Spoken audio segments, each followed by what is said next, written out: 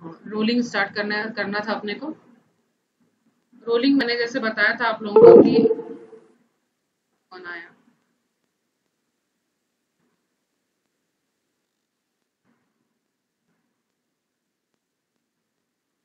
Rolling मैंने बताया था कि ये एक तरह का हॉट वर्किंग प्रोसेस होता है। पहले इसका डेफिनेशन देख लेते हैं। What is rolling? Rolling is a forming process, एक तरह का मैन्युफैक्चरिंग है, फॉर्मिंग प्रोसेस है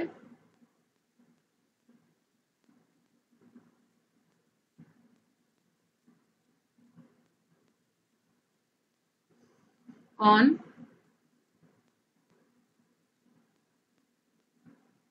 cylindrical rolls where cross-sectional area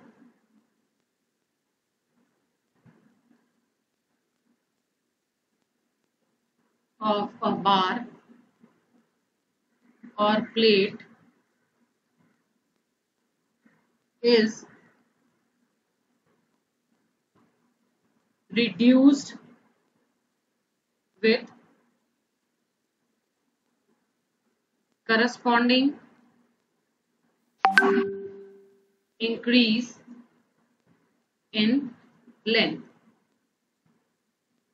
ठीक है, रोलिंग को हम ऐसे समझेंगे, जो डेफिनेशन है वो तो दिख ही रही है आप लोगों को।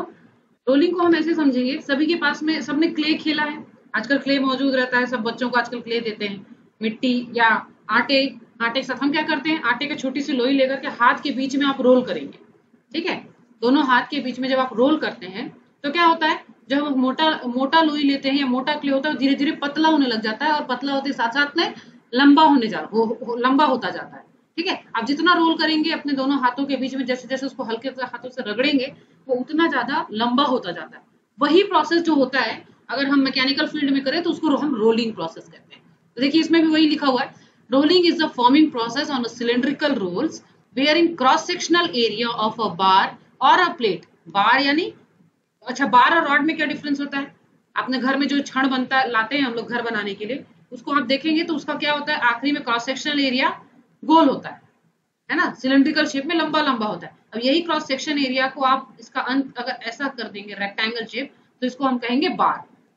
ठीक है, ये सब इंटरव्यू में पूछा जाता है कि बार और रॉड में क्या डिफरेंस है। तो रॉड जो होता है वो गोलाकार होता है ना, और बेलनाकार होता है, मगर जो आपका बार होता है वो वर्गीकरण होता है, इसका वर्ग के शेप में होता है, स्क्वायर शेप में होता है।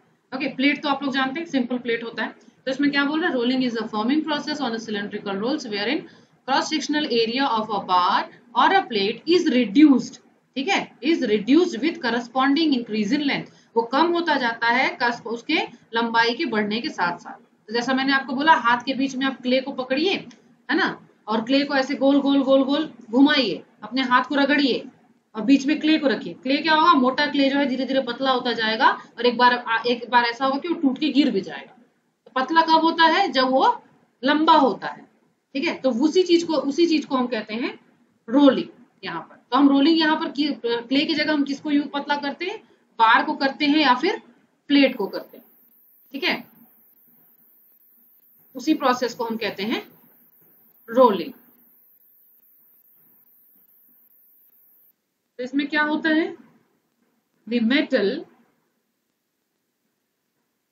इज थिन्ड, यानी थिन यानी पतला, थिन एंड इलोंगेटेड यानी लंबा, इलोंगेटेड बाय कंप्रेशन। कंप्रेशन मतलब हम उसको दबाते हैं तो वो पतला होता जाता है और लंबा होता जाता है। Compression and shear forces but increased in width only slightly। उसकी चौड़ाई क्या होती है, जब हम लोग थोड़ी सी बढ़ भी जाती है, क्योंकि हम उसको चपटा कर देते हैं। ठीक है, दिस प्रोसेस इज, अपने नोट्स बनाते चलिए मेरे साथ साथ, अपने कॉपी में लिखते चलिए नोट्स को। The process is one of most widely used process. क्यों इसको वाइडली यूज किया जाता है? बिकॉज सबसे ज्यादा, बहुत ज्यादा इसका इस्तेमाल किया जाता है because of its high productivity and low cost. कौन आया? ठीक है, because of is high productivity and low cost. आप लोग ना थोड़ा टाइम से, मैं इसीलिए मैसेज पहले से डाल देती हूँ, बीच बीच में आप लोग आते हो तो आप लोग का छूट जाता है। कैलाश का इतना पोर्शन छूट गया, रोलिंग का डेफिनेशन। ठीक है, this process is one of the most widely process used because of its high productivity and low cost. High productivity मतलब आप दो बड़ा बड़ा चक्का ले लीजिए, ठीक है, उनके बीच में उनको इस तरह से सेट कर दीजिए मोटर के साथ में, ताकि वो हल्के हल्के घूमते रहे और एक दूसरे पर दबाव बनाते रहे। और उसके बीच में उतना ही गैप रखना है कि अगर हम कोई चीज को डालें तो वो उसमें पीसने लग जाए। पीसने की वजह से क्या होता है, वो धीरे धीरे लंबा होता जाएगा और पतला होता जाएगा। तो एकदम सिंपल सा अरेंजमेंट है, ज्यादा खर्चा नहीं होता है इसमें, और प्रोडक्टिविटी इसमें काफी अच्छी होती है। ठीक है, इसीलिए इसको हमेशा बहुत ज्यादा इस्तेमाल किया जाता है। ओके, इसका प्रिंसिपल देख लेते हैं। अच्छा, प्रिंसिपल आपके सिलेबस में नहीं है, ठीक है। अब इसमें देखते हैं इसका प्रोसेस वेरिएबल्स क्या क्या है।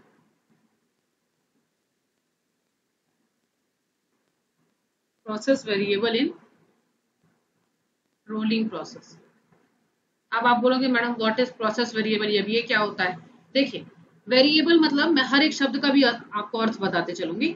वेरिएबल मतलब जो समय के साथ में बदलता चले जाए, ठीक है, जो समय यानी टाइम के साथ बदले, उसको बोलते हैं वेरिएबल। ठीक है, इसी का उल्टा क्या होता है? कांस्टेंट, जो स्थिर होता है उसको हम कहते हैं कांस्टेंट। आप लोग देखे होंगे फिजिक्स में कई सारे हम लोग लॉ होता है हमारा, जिसमें for example stress is directly proportional to the force. तो अगर हम इसको इक्वल करना है तो हमको stress equals to K into force. तो फोर्स क्या होता है यहाँ पर? Force applied. ठीक है, के यहाँ पर क्या हो जाता है हमारा? कांस्टेंट। इस तरह के कई सारे स्टेटमेंट आपने फिजिक्स में पढ़े होंगे। तो ये कांस्टेंट क्या है? स्थिर रहता है। ये कभी भी किसी भी सिचुएशन में, सिचुएशन किस तरह की होती है?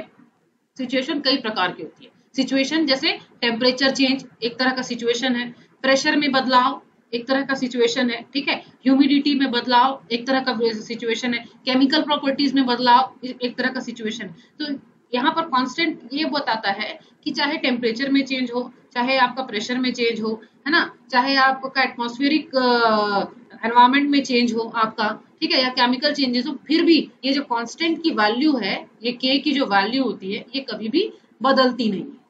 ठीक है, तो उसको हम कहते हैं कांस्टेंट। वेरिएबल क्या होता है? वेरिएबल जो समय के साथ साथ बदलता जाता है। समय के साथ क्या? जैसे समय हमने मैंने 12 बजे किसी चीज को गर्म करने के लिए चढ़ाया, ठीक है, उस समय वो क्या था? तो उसका टेम्परेचर जो था, रूम टेम्परेचर था 25 डिग्री, है ना। अब वो धीरे धीरे गर्म होता जा रहा है, 12 से 1 बज गया तो उसका टेम्परेचर हो गया 100 डिग्री। तो टेम्परेचर ये क्या हो गया? ये वेरिएबल हो गया, क्योंकि ये समय के साथ में बदल रहा है लगातार। 12 बजे भी अगर 25 डिग्री रहता और 1 बजे भी 25 डिग्री रहता तो ये क्या हो जाता? एक तरह का कांस्टेंट हो जाता। ठीक है, क्लियर हो रहा है सभी को? तो यहाँ पर हम वेरिएबल क्या बोलेंगे? जब किसी भी सब्जेक्ट में अगर आपका वेरिएबल की बात आती है तो हमेशा इस बात का ध्यान रखेंगे कि वेरिएबल का मतलब होता है आपका समय के साथ में बदलने वाले आपके कांस्टेंट, ठीक है, सॉरी, समय के साथ बदलने वाले टर्म्स। और कांस्टेंट मतलब हमेशा जो स्थिर रहते हैं। वो आपको अभी आप अगर क्या कहते हैं फ्लूइड मैकेनिक्स का सब्जेक्ट पढ़ेंगे, उसमें भी आपको वही चीज रहेगी। आप और कोई दूसरा सब्जेक्ट जैसे कि फिजिक्स है आपका, केमिस्ट्री में कई चीजें यूज होती है, मैकेनिक्स में यूज हुआ होगा आपका, है ना। तो जहां पर भी वेरिएबल कांस्टेंट की बात आती है इस बात का ध्यान रखेंगे, ठीक है। अब यहाँ पर हम देखते हैं process variable in rolling process, हम पढ़ रहे थे, इसको मैं मिटा दे रही हूँ, ठीक है। ये आपकी जानकारी के लिए, सिलेबस का पार्ट नहीं था, but just for your knowledge I was explaining this, है ना।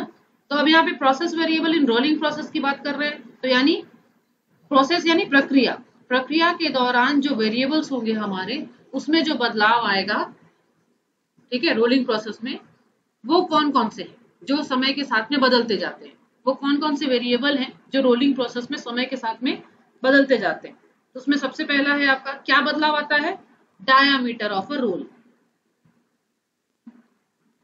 Diameter of roll. Second is angle of bite.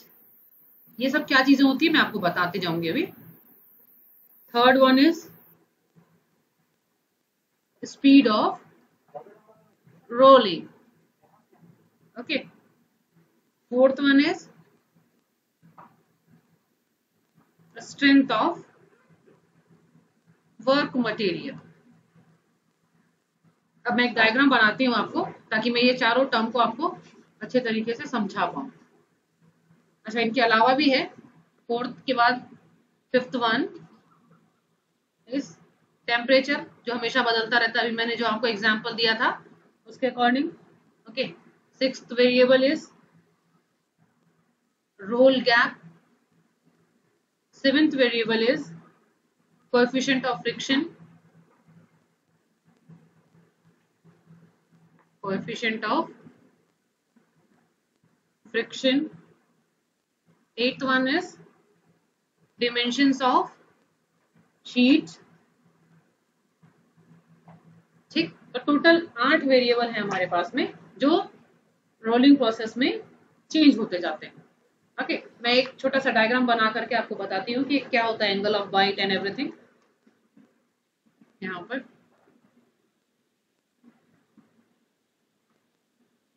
Diagram बनाने में थोड़ा समय लगेगा, तो आप लोग सब्र रखेंगे ना।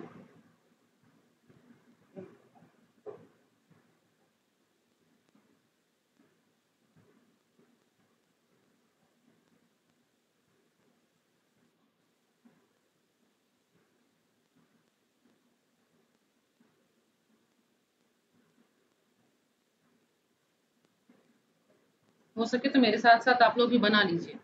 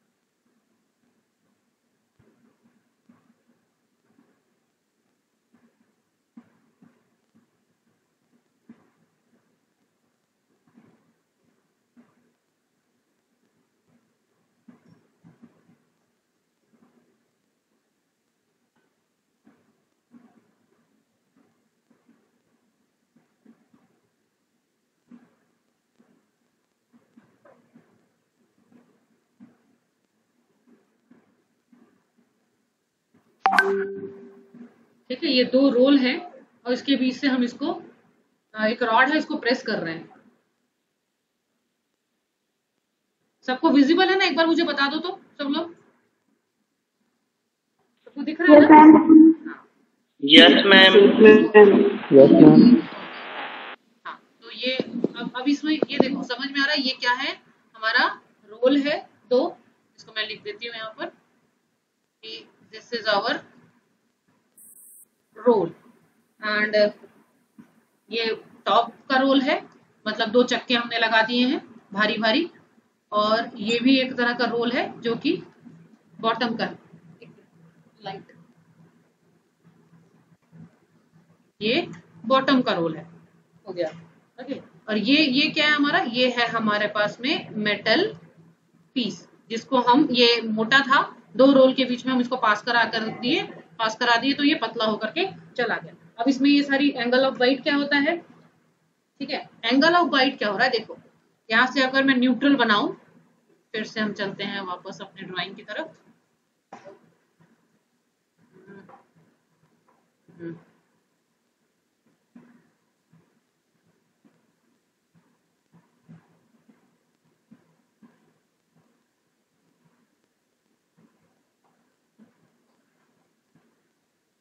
मेरा सेंटर में नहीं आ रहा है, आप लोग जब सर्कल बनाएंगे ना तो दोनों सेंटर में लाने की कोशिश कीजिएगा, ठीक है।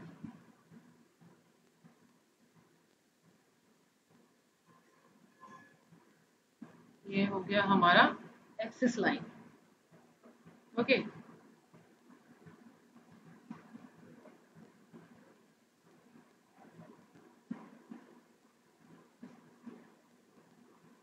ये हो गया क्रॉस सेक्शनल एक्सिस, ताकि हम सर्कल का सेंटर निकाल सकें, ठीक है। ये जो लाइन है ये आपकी parallel to this line, black line होनी चाहिए, ब्लू लाइन जो है ना आपकी पैरेलल टू ब्लैक लाइन हो, मेरा यहाँ पर नहीं हुआ है, पर आप लोग थोड़ा सा, क्योंकि मेरे पास डायमेंशन नहीं है, आप लोग थोड़ा अच्छे से बनाएंगे, ठीक है। ये हो गया हमारा एक्सियल लाइन। अब इसमें देखते हैं हम लोग कि एंगल ऑफ बाइट क्या होता है। यहाँ से देखिए, यहाँ पर क्या हो रहा है, ये जो एंगल, ये जो दिख रहा है एंगल आपको 90 डिग्री है ना, यहाँ पर आपका कंप्रेस होना कब शुरू हुआ, आपकी इतनी मोटी रॉड थी, है ना, ये मोटी रॉड को हम पतले रॉड में बदल रहे हैं, कहाँ से पतला होना शुरू हुआ, इस पोर्शन से, ठीक है। इस पोर्शन से है जब हम डॉटेड लाइन यहाँ पर ड्रॉप करेंगे, ओके, तो ये जो एंगल है इसको हम कहेंगे अल्फा, ठीक। तो यही अल्फा एंगल जो है, जहां से आपका पोर्शन शुरू होता है कंप्रेस होना, इसको हम कहते हैं एंगल ऑफ बाइट, ओके। ये हमारा रोल जो है इस तरफ घूम रहा है, और ये रोल हमारा इस तरफ घूम रहा है। मान लीजिए इसका वेलोसिटी हम रख लेते हैं VR, है ना,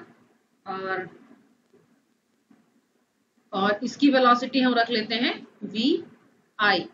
ये VI वेलोसिटी से जा रहा है, ये VR वेलोसिटी से घूम रहा है, और जब बाहर निकल रहा है तो इसका वेलोसिटी हो जा रहा है VF फिनिश, है ना। पहले इसकी लेंथ कितनी थी, T1 थी, जो बदल करके कितनी हो गई, चेंज हो गई, यहाँ पर ये हो गई हमारी TF, ठीक है। इसमें अब न्यूट्रल फेस भी हमको बनाना होगा। अब अच्छा, इस वाले रोल में कहां पर एंगल ऑफ बाइट आएगा, यहां से ये जो एंगल है ये हो जाएगा हमारा अल्फा एंगल, यानी एंगल ऑफ बाइट। यहाँ पर ये एंगल है, समझ में आया। एंगल ऑफ बाइट कहां से निकालेंगे, जहां से वो कंप्रेस होना, मतलब बड़ी वाली जो रॉड है जो कंप्रेस होना स्टार्ट होती है, वहां से जब हम एक लाइन खींचते हैं सेंटर की तरफ रोल में, तो वो जो एंगल होता है that is called as a angle of bite. Kulendri, कितना लेट हो गया बेटा आज तुम, नेक्स्ट क्लास से रेगुलर टाइम पे रहिए आप लोग, ठीक है। तो this is an angle of bite. ये हो गया VI वेलोसिटी जा रहा है, VF से बाहर आ रहा है, ये हमारा VR वेलोसिटी से ही हमारा रोल जो है पास हो रहा है ना। प्रेशर कहाँ पर लग रहा है, इसमें प्रेशर कहाँ से स्टार्ट हुआ, यहाँ पर प्रेशर लगना स्टार्ट हुआ। मैं कलर बदलती हूँ तब ताकि आपको क्लियर, कहाँ से प्रेशर स्टार्ट हुआ है लगना, यहाँ पर, ये पोर्शन। तो ये मान लीजिए पॉइंट P हो जाता है, यहाँ पर हो गया हमारा प्रेशर स्टार्ट होना, तभी वो एंगल ऑफ बाइट हमको मिल रहा है। तो प्रेशर का एंगल क्या है, यहाँ पर ये प्रेशर इस दिशा में लग रहा है, ठीक है। तो इसका नॉर्मल क्या होगा, नॉर्मल यानी टेंजेंट बनाएंगे हम, तो टेंजेंट यहाँ पर बनेगा आपका स्पर्श रेखा, है ना, स्पर्श रेखा यहाँ बनेगी। तो यहाँ पर प्रेशर का दूसरा भाग जिसको हम बोलते हैं म्यू P, ठीक है, तब यहाँ पर ये पतला होना शुरू होता है। और ये क्या, यहाँ से एक पोर्शन बना देते हैं जहां पर आपका लाइन न्यूट्रल लाइन बनेगा, जहां पर प्रेशर जो है सामान्य हो जाता है। कहा, यहाँ प्रेशर यहाँ से बढ़ना शुरू होता है यहाँ से लेकर के यहाँ तक, ठीक है, न्यूट्रल पॉइंट तक। और इसको मैं लिख देती हूँ यहाँ पे न्यूट्रल पॉइंट। ओके, समझ में आ रहा है? एंगल जहां से प्रेशर स्टार्ट हो रहा है, मतलब एंगल ऑफ बाइट से जहां से प्रेशर दबाव हम अपनी रॉड के ऊपर बढ़ा रहे हैं, तो धीरे धीरे धीरे धीरे धीरे दबाव बढ़ता चला जाता है और कहां पर आता है, एक ऐसी जगह पे आता है जहां पर दबाव जो है सामान्य हो जाता है, बढ़ना बंद हो जाता है। तो वहां से लेकर के आपके ब्लू लाइन तक इस पोर्शन को हम कहते हैं न्यूट्रल एंगल, है ना। और ये जो दिख रहा है ये पोर्शन, ये कहलाएगा हमारा न्यूट्रल पॉइंट या न्यूट्रल प्लेन। और यहाँ पर इस पॉइंट को हम बोलेंगे न्यूट्रल पॉइंट, ठीक है। तो ये है आपका रोलिंग का डायग्राम, है ना। अब इसमें जो प्रोसेस वेरिएबल की बात हम कर रहे थे वो कौन कौन से, डायमीटर ऑफ रोल यानी इसका डायमीटर, एंगल ऑफ बाइट मैंने बता दिया, टेम्परेचर आपको पता है, रोल गैप मतलब इन दोनों के बीच का गैप, ठीक है। स्पीड ऑफ रोलिंग यानी वीआर हो गया हमारा speed of rolling, strength of work material मतलब इस वर्क मटेरियल का स्ट्रेंथ, ठीक है। डायमीटर ऑफ शीट, अगर हम मटेरियल की जगह पे शीट का इस्तेमाल कर रहे हैं, रॉड की जगह में स्टील का शीट का इस्तेमाल कर रहे हैं, तो उसका डायमेंशन ऑफ शीट चलेगा। कोएफिशिएंट ऑफ फ्रिक्शन मतलब आपकी प्रतिरोधक, क्या कहेंगे, फ्रिक्शन को क्या कहते हैं हिंदी में, क्या कहेंगे आपको? हाँ, क्या घर्षण ऐसे कुछ बोलते हैं। हाँ हाँ हाँ, एग्जैक्टली, घर्षण, ठीक। प्रतिरोधक बल भी बोलेंगे क्या, है ना। हाँ, घर्षण, बिल्कुल सही बात है। तो यहाँ पर क्या होता है, जैसे यहाँ दोनों के बीच में दो रोल के बीच में आपका रॉड आता है, तो वहां पर आपका फ्रिक्शन स्टार्ट हो जाता है, यानी घर्षण स्टार्ट हो जाता है। तो किस कोएफिशिएंट से, किस वैल्यू से वहां पर कितना घर्षण हो रहा है, कितना फ्रिक्शन हो रहा है, उसको हम कहेंगे कोएफिशिएंट ऑफ फ्रिक्शन।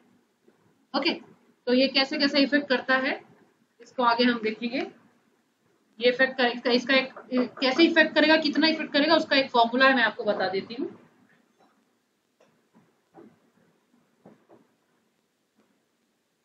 हो सकता है इससे न्यूमेरिकल भी आए आपको इसमें।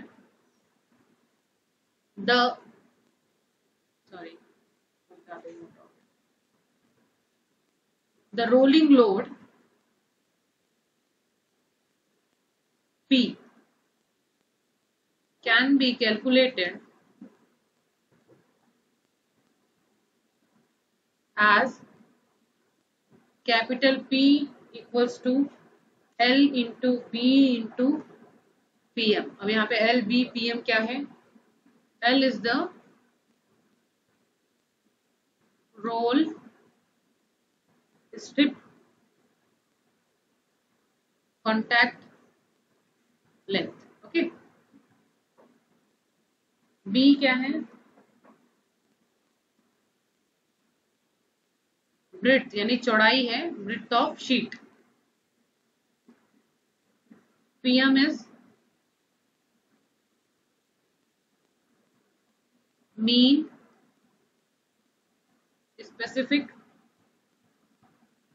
pressure, okay. हियर यहाँ पर L is, जो L है हमारा roll strip contact length, L is depends upon, sorry, L depends upon roll diameter,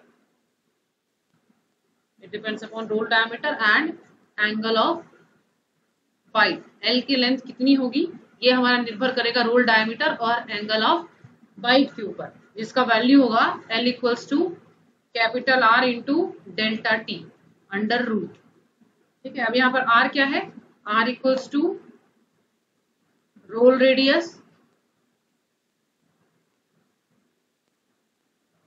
and delta T equals to draft।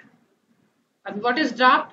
Draft is equal to TI minus TF, मतलब thickness, initial thickness TI हो गया हमारा initial thickness जो थी, और TF यानी हमारा finished thickness, मतलब दोनों के बीच का जो अंतर रहेगा वो that is the delta T यानी ड्राफ्ट, ठीक है। एंड हियर PM जो हमारा mean pressure, mean effective pressure है, specific pressure, it depends upon capital R यानी roll thickness, roll radius TI यानी इनिशियल थिकनेस, TF यानी finish thickness and yield strength of work material. ठीक है, अब इसमें न्यूमेरिकल में क्या, यील्ड स्ट्रेंथ आपको दिया रहेगा पेपर में, क्वेश्चन में। ठीक है, अब इसका न्यूमेरिकल कैसा आ सकता है कि आपको पहले तो सीधा सीधा आ सकता है कि रोलिंग लोड निकालिए, तो आपके पास फॉर्मूला है, ये सारी चीजें निकालिए उसमें। ठीक है, आपको एल निकालने के लिए फिर यहाँ जाना पड़ेगा, या हो सकता है कि ब्रेड्थ ऑफ द शीट निकाले, तो इसी फॉर्मूला से आप बी का वैल्यू निकालिए, पी का वैल्यू दिया रहेगा, बी का वैल्यू निकालिए। ठीक है, या हो सकता है सारी चीजें दी हुई हो, आर ना दिया हो, आर पूछ सकता है क्वेश्चन में, तो घुमा फिरा करके इसी फॉर्मूले के अंदर में आएगा। ये मैं प्रैक्टिस आपको करवाऊंगी न्यूमेरिकल का। ठीक है, तो इस तरह से आपको ये फॉर्मूला ध्यान रखना है कि कौन सी चीज कैसे रिलेटेड। ठीक है, पहले थ्योरी पोर्शन कंप्लीट कर लेते हैं, फिर न्यूमेरिकल में अपन चलेंगे। Okay, so this was the principle and also the variables depending upon the rolling. ये सारी चीजें थी। Now मैंने आपको याद होगा कि मैन्युफैक्चरिंग प्रोसेस में I have explained you about the hot rolling। जब हम लोग कोल्ड वर्किंग प्रोसेस और हॉट वर्किंग प्रोसेस पढ़ रहे थे, तो हम लोग हॉट रोलिंग और कोल्ड रोलिंग की बात की। तो अब इसमें दोनों का प्रिंसिपल सेम होता है, तो डिफरेंस कहाँ पर होता है, hot rolling and cold rolling. Hot rolling जो होता है, it is carried out to roll ingots into slabs, blooms और billets। आप बोलोगे madam what is slabs, blooms और बिलेट्स और ये इंगॉट क्या चीज होता है। जब हम क्या करते हैं, आप स्टील इंडस्ट्रीज में जाएंगे ना, आप कभी भी मौका मिले तो बीएसपी में जरूर विजिट कीजिएगा, भिलाई स्टील प्लांट है ना, वहां पर आपको ये सारी चीजें, रोलिंग प्रोसेस और फोर्जिंग प्रोसेस, जो भी मैं पढ़ा रही हूँ ना, ये सारी चीजें आपको आंखों से देखने मिलेगा कि हाँ ये कैसे होता है। ठीक है, तो यहाँ रोल इंगॉट्स क्या होता है, जब हम लोग स्टील प्लांट की बात करते हैं, हम क्या करते हैं, यहाँ से लोहा भेजते हैं स्टील प्लांट में। तो स्टील प्लांट में क्या होता है, एक बड़े से ब्लास्ट फर्नेस में अपन आयरन को पिघलाते हैं और उसको अलग अलग स्टेजेस में कैरी करते हैं। ठीक है, और उसको पिघला पिघला करके अलग अलग स्टेजेस में निकालते हैं। निकालने के बाद हम क्या करते हैं, कैसे निकालते हैं, एक लंबे लंबे रॉड के तौर पे। ठीक है, लंबे लंबे रॉड के तौर पे। तो ये रॉड जो है ना काफी मोटे होते हैं, इसको हम क्या करते हैं, रोल करके छोटे छोटे पार्ट्स में बदल देते हैं। तो वो जो पार्ट होता है ये भी काफी लंबा होता है ना। आप देखिएगा, अगर आपके पास आप लोग यूट्यूब चलाते हैं तो इसमें डालिएगा रोल इंगॉट्स इन बीएसपी, है ना, स्लैब्स, ब्लूम्स एंड बिलेट्स, तो आपको समझ में आएगा। ठीक, फिर जो इंगॉट्स होते हैं, इन्हीं को हम तोड़ तोड़ करके छोटे छोटे स्लैब, ब्लूम्स और बिलेट्स में डालते हैं। ब्लूम्स क्या होता है, छोटा स्क्वायर शेप। ठीक है, बिलेट्स यानी चपटे।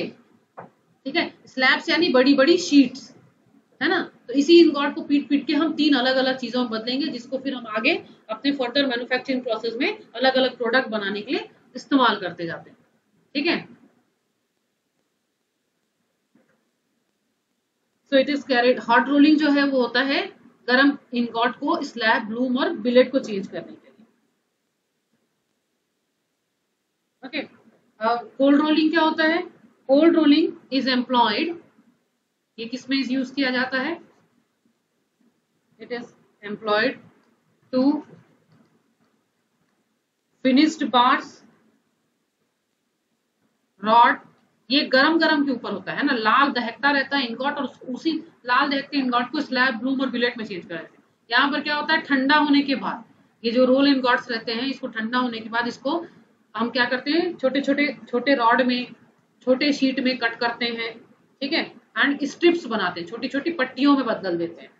ओके, तो इसका क्या होता है, इससे फायदा हमको क्या होता है, इसकी डायमेंशनल एक्यूरेसी जो रहती है वो काफी अच्छी होती है, क्योंकि आप गर्म चीजों में डायमेंशन को चेक नहीं कर सकते, आप नाप जोख नहीं कर सकते। ठीक है, मगर ठंडी चीजों में आप आसानी से डायमेंशन को चेक करते हुए उसको एक्यूरेट रख सकते हैं। इसके साथ साथ इसमें क्या होता है, गुड सरफेस फिनिश, इसका सरफेस फिनिश काफी अच्छा होता है। मैंने डिफरेंस लिखवाया था ना आप लोगों को, cold working and hot working में, तो वही डिफरेंस इसमें भी आ जाएगा, है ना। और इसकी जो फिजिकल प्रॉपर्टी होती है, फिजिकल प्रॉपर्टी वो भी काफी अच्छी होती है।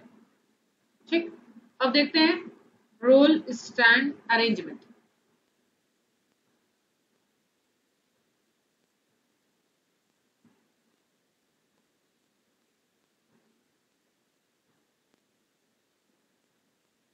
ठीक है, रोल स्टैंड अरेंजमेंट मतलब देखिए जो हमारा रोल है, जो यहाँ मैंने डायग्राम बनाया है आपको, है ना, यहाँ पर हमने क्या किया है, रोल को सिर्फ 2 रोल का इस्तेमाल किया है। 2 रोल को यहाँ पर हमने मोटर के साथ में फिट कर दिया है और ये हमारा काम, इसके ऊपर से हमने अपने रॉड को पास करवाया। ये जो होता है, ये जो रोल अरेंजमेंट है, इसको हम कई प्रकार से करते हैं हमारी आवश्यकता के अनुसार।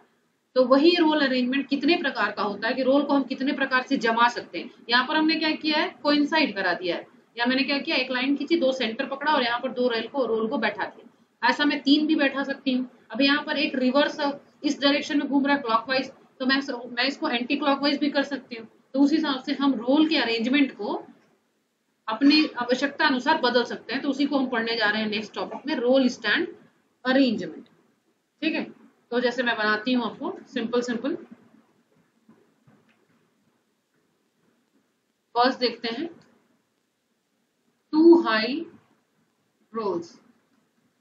जो मैंने डायग्राम बनाया है ऊपर में, यही है 2 हाई रोल्स। ठीक है, यानी 2 रोल इस तरह का रहेगा। मैं अच्छे से नहीं बना रही हूँ डायग्राम, रफली बना रही हूँ, आप लोग अच्छे से बनाइएगा।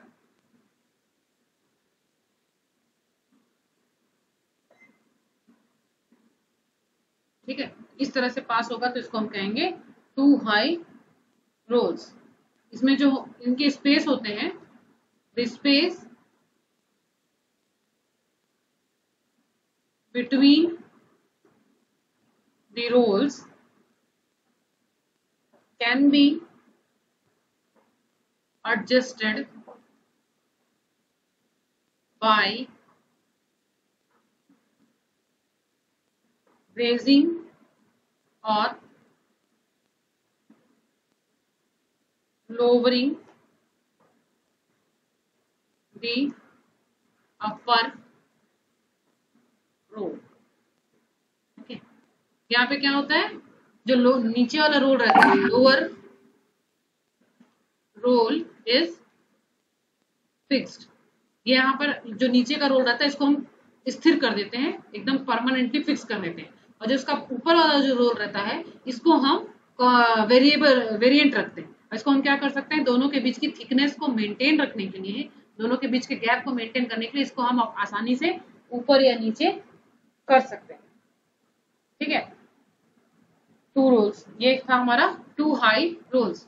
सेकंड है हमारा 3 हाई रोल्स।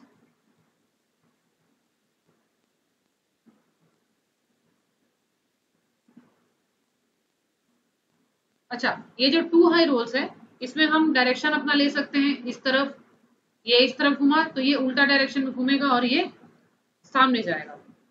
ठीक है, इसमें हम लोग रिवर्सिबल भी यूज कर सकते हैं। जैसे ये अभी क्या है, ये फर्स्ट कंडीशन में यहाँ पर क्या होगा, ये एक ही तरफ घूमेगा, ये उल्टा घूमेगा तो ये आगे जाएगा।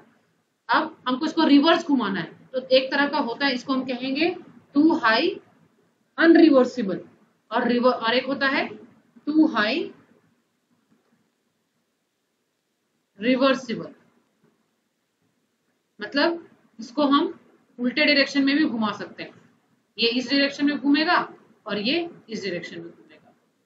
तो जब ये दोनों डायरेक्शन में क्लॉकवाइज एंटी क्लॉकवाइज घूमने में सक्षम होता है, तो उसको हम कहते हैं 2 हाई रिवर्सिबल। और जब एक ही डायरेक्शन में घूमने के लिए बनाते हैं, तो उसको हम कहते हैं 2 हाई अनरिवर्सिबल। ठीक है, इसको लिख लीजिएगा आप लोग। अब देखते हैं हम 3 हाई रूल्स। 3 हाई रूल्स में क्या होगा,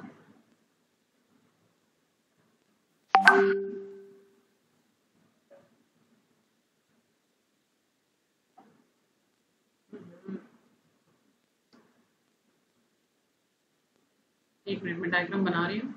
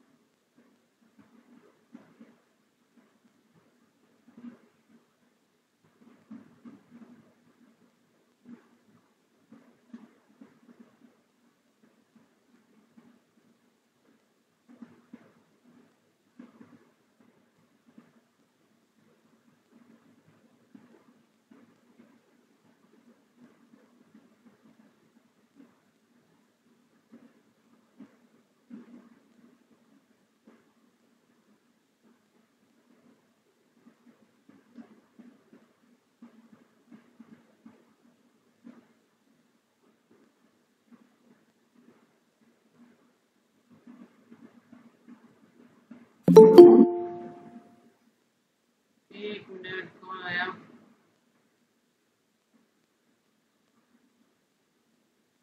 नहीं ना।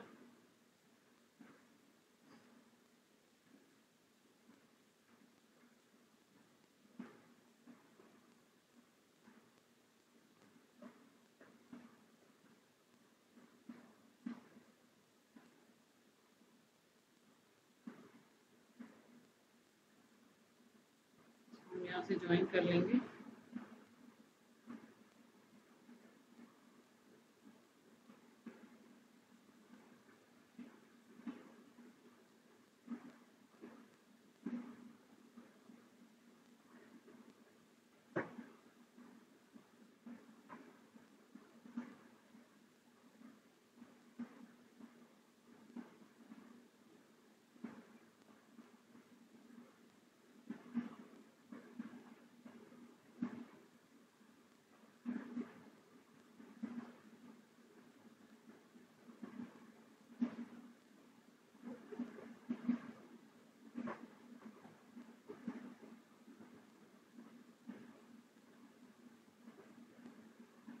पूरी तरह से टच करना चाहिए, है ना?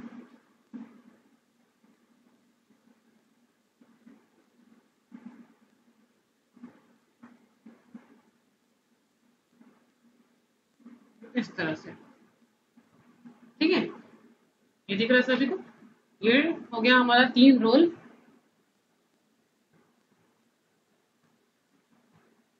ये हो गया इसका, मान लीजिए सेंटर। मैं एक्सेस नहीं बना रही हूँ, डायरेक्टली सेंटर माउंट कर दे रही हूँ, ठीक है। यहाँ पर क्या हो रहा है, ये जो फर्स्ट रोल है ये इस तरफ घूम रहा है, तो ये वाला उल्टा घूमेगा। तो फिर ये जो है, ये दोनों हमेशा एक, फर्स्ट वाला और थर्ड वाला एक डायरेक्शन में घूमेंगे, और जो बीच वाला है ये सेकेंड डायरेक्शन में घूमे, अलग डायरेक्शन में घूमेगा। तो इसको हम कहेंगे टॉप रोल, इसको हम कहेंगे सेंटर रोल, और इसको हम कहेंगे बॉटम रोल, ठीक है। तो ये है हमारा मशीन का रॉड का पार्ट। अभी हमने क्या किया, इसकी T1 लेंथ थी, TI लेंथ थी इनिशियल, हमने इसको चेंज कर दिया, यहाँ पर TF1 हो गया। अब मेरे को इससे भी और ज्यादा पतला करना है, तो मैंने क्या किया, फिर यहाँ से जब ये निकल गया पूरा बाहर, मैंने इसको वापस रिवर्स घुमा दिया, यहाँ पर रिवर्स घुसा दिया, और ये यहाँ पर इनिशियली TF1 था, और यहाँ पर मेरे को फाइनली मिल गया TF2। मतलब एक बार में मुझे जितना पतला करना था वो नहीं हो पाया, तो मैंने इसको 2 बार पतला करने के लिए यहाँ पर इस तरह का अरेंजमेंट किया, है ना। तो इसको हम कहेंगे 3 हाई रोल्स, ठीक है। इसको किस लिए यूज किया जाता है, 3 हाई रोल्स का इस्तेमाल होता है आपका ब्लूमिंग के लिए, बिलेट रोलिंग के लिए, और फिनिश रोलिंग के लिए।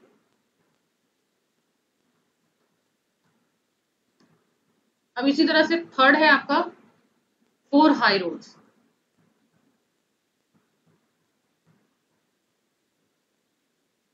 फोर हाई रोल्स, ये कैसा होगा इसका अरेंजमेंट?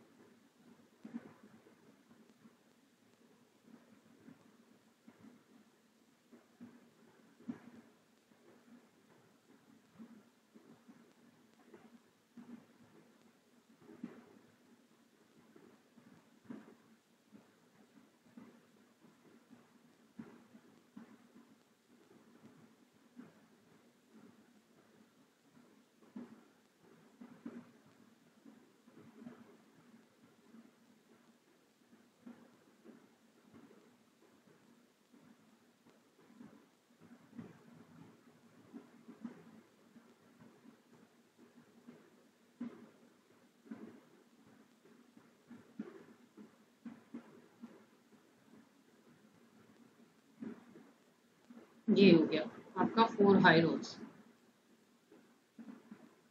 मैंने यहाँ पे रॉड का कलर नहीं चेंज किया है, सारा ब्लू हो गया गलती से। तो ये है आपका 4 हाई रोल्स, है ना। यहाँ पे शीट को जब हमको एकदम अति पतला करना है तब हमको क्या करना पड़ता है, 4 हाई रोल से गुजारना पड़ता है। तो ये आपका क्या कहलाता है, ये पोर्शन, ये रोल कहलाता है आपका बैकअप रोल, ठीक है। वर्किंग रोल कौन सा है, ये वाला, तो ये कहलाएगा आपका वर्किंग रोल। तो ये दोनों बैकअप रोल है आपका, बैकअप रोल 1 और ये बैकअप रोल 2।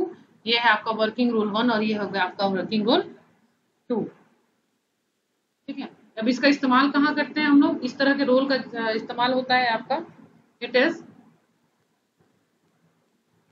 जनरली एम्प्लॉयड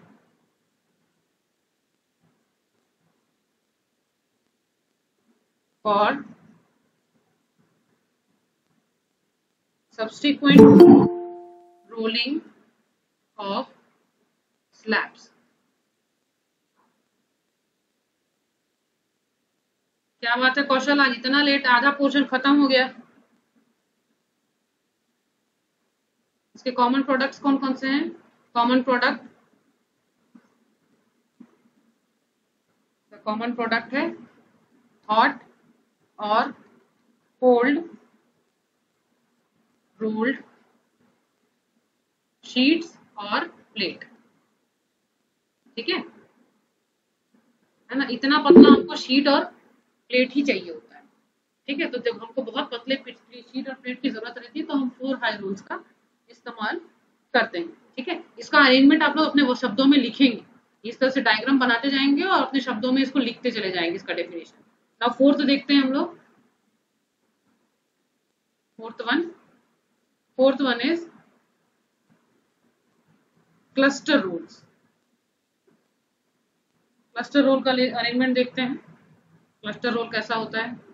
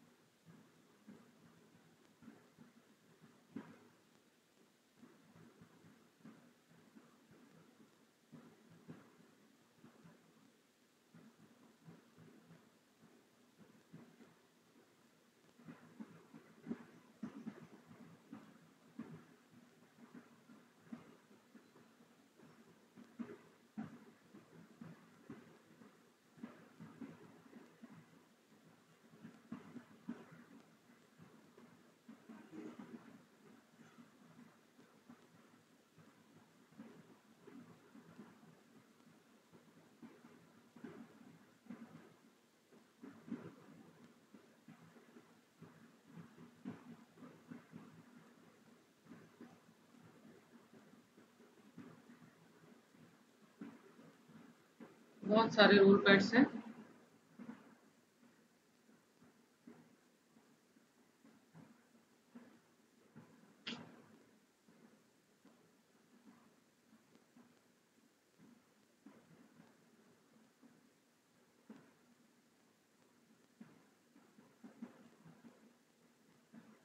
ढेर सारे रोलिंग लगे हुए हैं हमारे पास में।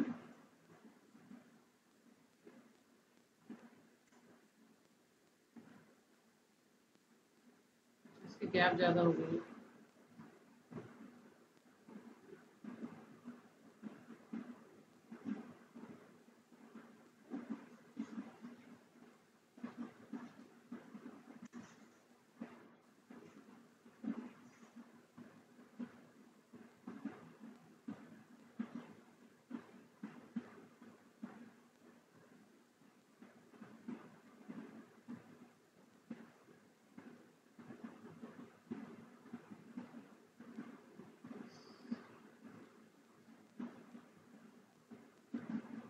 थोड़ा सा टाइम लग रहा है, आप लोग थोड़ा कोऑपरेट कीजिए।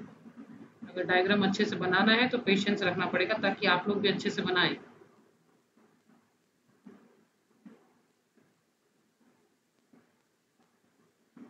जब मैं इतना एफर्ट लगवा रही हूँ डायग्राम बनाने के लिए, क्यों इससे डायग्राम इसमें लिए जरूरी है क्योंकि थ्योरी पेपर है, इसलिए डायग्राम बहुत अच्छे से बनना जरूरी है। डिस्टेंस ज्यादा हो गई थी इसलिए मैंने इसको फिर से बनाने की कोशिश की।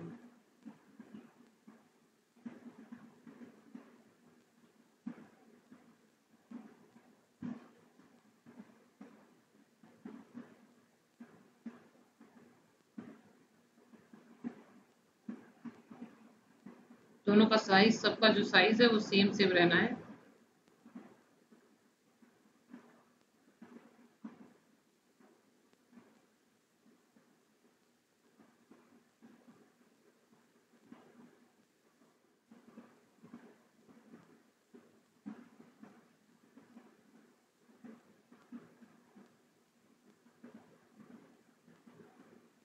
इस तरह से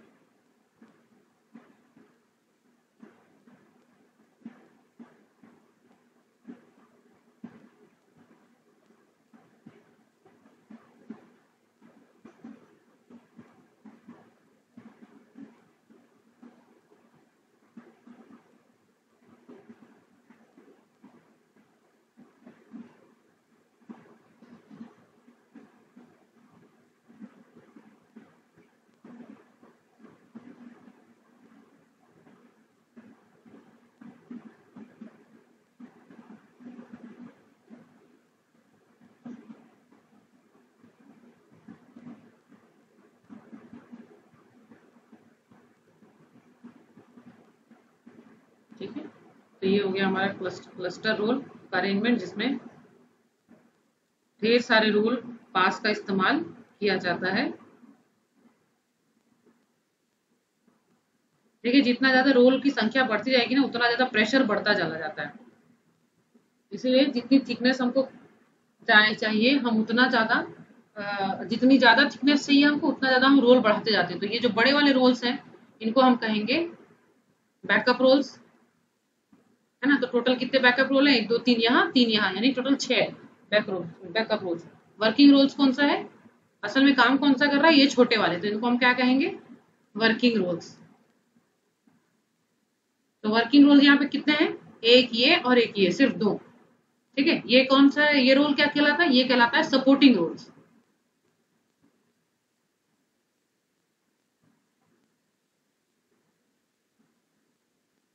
ओके। ये कहाँ यूज करते हैं? इसका इस्तेमाल होता है हमारा फोल्ड रोलिंग में। It is used in fold rolling. ठीक है। इसका अरेंजमेंट आप लोग खुद से बना करके इसको लिख देंगे कि ऐसा ऐसा अरेंजमेंट होता है। और लास्ट है हमारा स्टैंड अरेंजमेंट जो होता है, लास्ट है वो है प्लानेटरी मिल।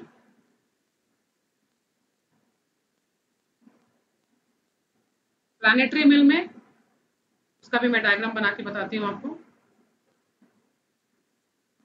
देखिए, इसमें डायग्राम याद रहेगा ना, तो आपको एक्सप्लेनेशन याद करने की जरूरत नहीं पड़ेगी। तो इसीलिए मैं बार बार बोलती हूँ कि डायग्राम को ध्यान में रखना है अपने को।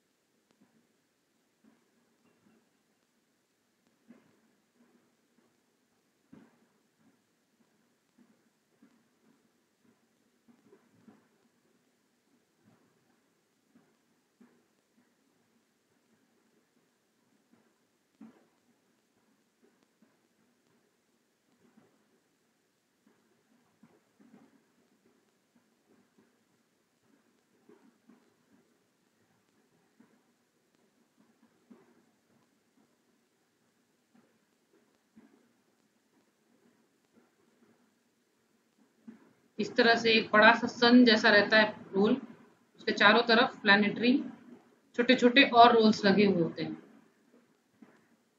एक को मैं पूरा बना रही हूँ, बाकी को आप अंडरस्टूड रहेगा कि सेकंड वाले में भी ऐसा ही रहेगा।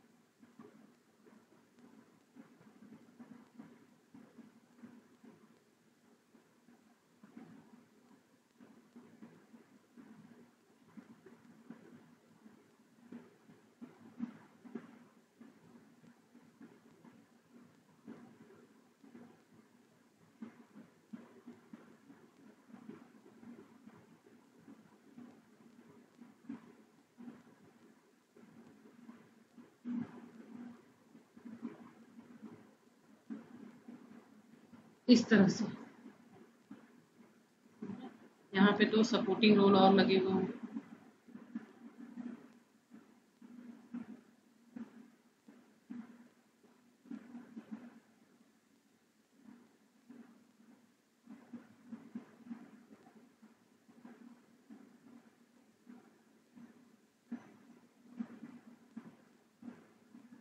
जो लंबे बिलेट होते हैं उनको सपोर्ट करने के लिए रोल्स और लगाए जाते हैं।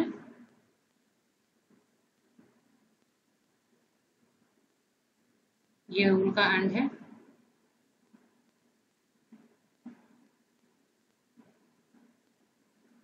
देखो यहाँ पे मैंने पूरा किया है, यहाँ पर आधा किया है, इसका मतलब ऐसा ये दोनों रोल एक जैसा रहेगा, तो आपको यहाँ पे पूरा बना लेना आप लोग, है ना। इसको हम कहते हैं, ये जो रोल है सपोर्टिंग रोल, जो इसका नाम है पिंच रोल्स फीड। फीड देने के लिए पिंच रोल लगाते हैं। और ये है आपका प्लैनेटरी मिल। जैसे प्लैनेट मतलब इस सूरज के चारों तरफ जिस तरह से ग्रह घूमते हैं, उसी तरह से यहाँ पे एक बड़े रोल के बगल बगल में छोटे छोटे रोल्स को लगा दिया जाता है, तो इसको हम कहते हैं प्लैनेटरी मिल। ये जब हमको एकदम ही एक्सट्रीमली पतला शीट चाहिए रहता है ना, मतलब very large reduction, when we needed very large reduction, okay, बहुत ही ज्यादा पतला शीट चाहिए रहता है, तब हम इस तरह का अरेंजमेंट बनाते हैं। ओके, तो ये हो गया आपके 5 प्रकार के रोलिंग स्टैंड। पहला है आपका 2 हाई रोल्स, इसका डायग्राम मैंने नहीं बनाया है, जस्ट ऐसा ही बनेगा जहां पर जो फर्स्ट मैंने बनवाया था, है ना। 3 हाई रोल्स, यहाँ पे 3 रहते हैं, एक सीधा जाता है तो दूसरा उल्टा आता है। 4 हाई रोल्स में दो बड़े रहते हैं, बीच में 2 छोटे छोटे रहते हैं। क्लस्टर में 3 बड़े, फिर 2 छोटे, फिर एक सबसे छोटा, दोनों तरफ। प्लैनेटरी में एक बड़ा, उसके चारों तरफ में छोटे छोटे रोल्स। तो आज का टॉपिक हम यहीं तक रखते हैं। इसके बाद डिफेक्ट्स ऑफ रोलिंग है आपका, advantage and disadvantages of rolling process है, वो मैं आपको नेक्स्ट क्लास में कंटिन्यू करूंगी। ओके, तो आज के लिए इतना ही रखें अपन, है ना। अटेंडेंस दे दीजिए।